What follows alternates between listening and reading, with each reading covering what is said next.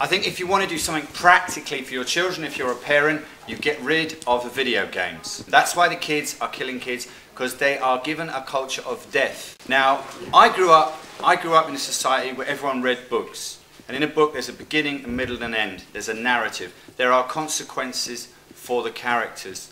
This is lost in the cultural form that kids mainly consume video games. Interactivity is now the thing. Narrative is gone, so there is no consequence to actions.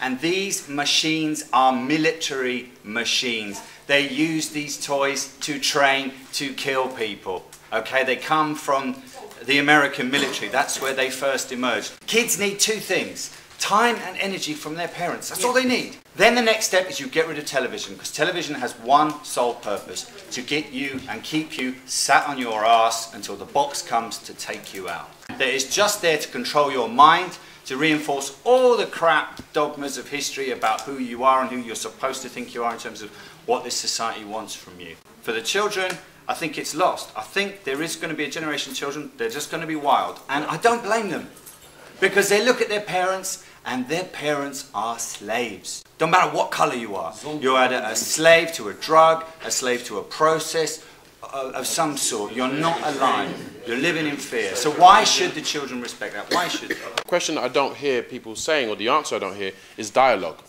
Yeah. There's absolutely no reference to how young people feel on television. What we're not talking about is the kids that don't kill anybody, that live in that environment. Anything that they're feeling, anything that they're thinking, we're not hearing it. One of the main problems we have in the black community as far as rap music is Tim Westwood. That needs to stop now. He was never appointed. I was there before he came and after he came. He was never appointed by none of us. What Tim Westwood is able to play and poison young people with, which is music that we make, he is not accountable for that. 26 murders last year, we are accountable for that. But Tim Westwood is a point right now, is a poisonous, cancerous point that we need to X out. That needs to stop. It needs to begin again with people that are actually thinking about being balanced about the music they're playing and start playing that music. Do you agree with that?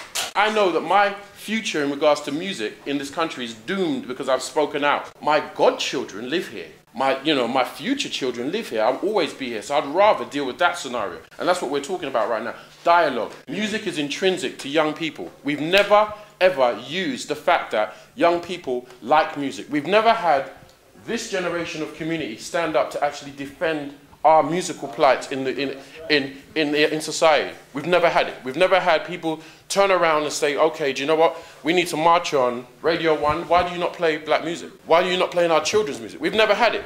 So we have a problem here. And the problem is there's been a discommunication between the generations. As far as the parents, adults, we've had to defend ourselves. The institutional racism we felt in music, which is important to all young people, which is poisoning young people, we've never had the backing of parents, uncles, aunties, all those sort of things. So what I'm trying to say is dialogue. Young people need dialogue, and all we're doing is talking about them. We're not actually saying, all right, you know what, put them on a pedestal, let's put them on television, let's put them on radio, let's give them an actual, let's start looking at them as beautiful children. We talk about them like there's a problem, like they're not our children. We don't talk about the children that are dying like they're our children. They talk about 26 youths have died, but when Madeleine McCann went missing, that was our girl. That plight is just, all of those 26 youths that died last year are just as important.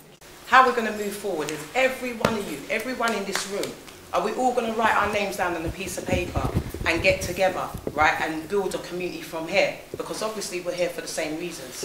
That's what I want to know. We can sit here till tomorrow, next week, and view and, say all our passions, what we've got inside. The point is, are we going to do something? Yes. Are we really going to do something? Yes. There's a lot of things that we do need to deal with like the influence of television, of one part of hip-hop, what we call gangster rap. We have to combat it. These things aren't going to be solved by cushions and discussions and a bit of, a bit of patties here and there. We've got to actually organise in a collective way. Is it time to move on? It is not time to move on.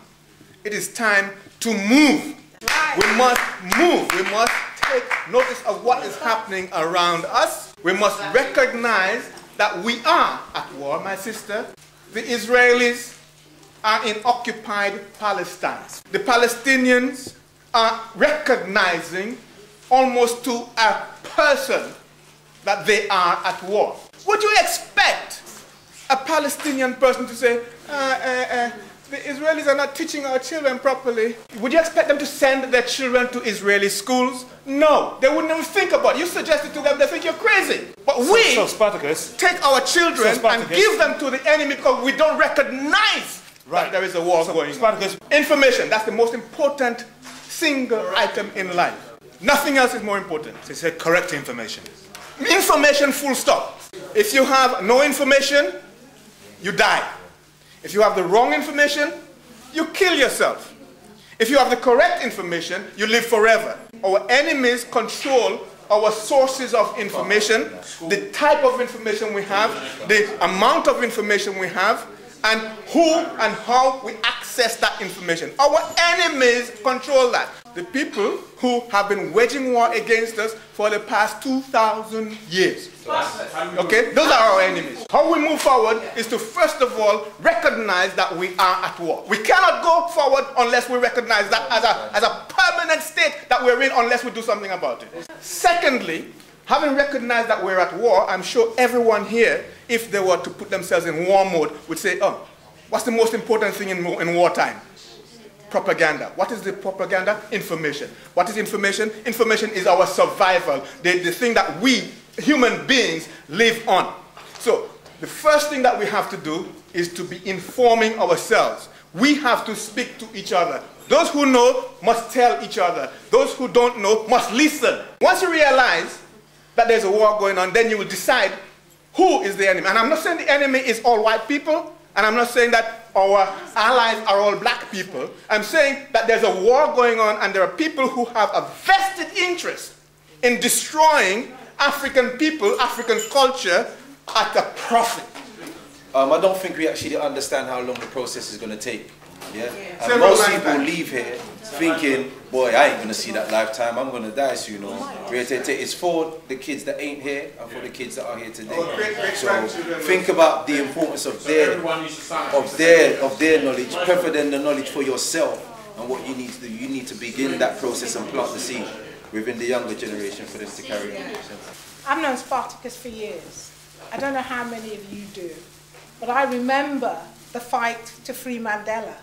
And I remember all the wicked things he used to do with their technology and got us all in the supermarkets, filling up our trolleys and messing up the computers. Warriors are warriors. Warriors are not going to talk like teachers. Warriors are not going to come sweet. Warriors fight and challenge, and that's how they see the world. We as black people have forgotten. We're not warriors anymore. So when you hear a warrior speak, it ain't going to sound nice, and it is going to be challenging. How many of you who live here in Peckham, Southwark and Camberwell have come to say, your school is closing down, how can we help you? We don't do anything because the warriors are old. Warriors are the ones who are being kicked out of school. But we really must as people, stop killing ourselves because we don't. Stop shooting the messenger. Listen to the message. You don't have to like it. Just listen. Okay, thank you very much. Gentlemen there, sorry.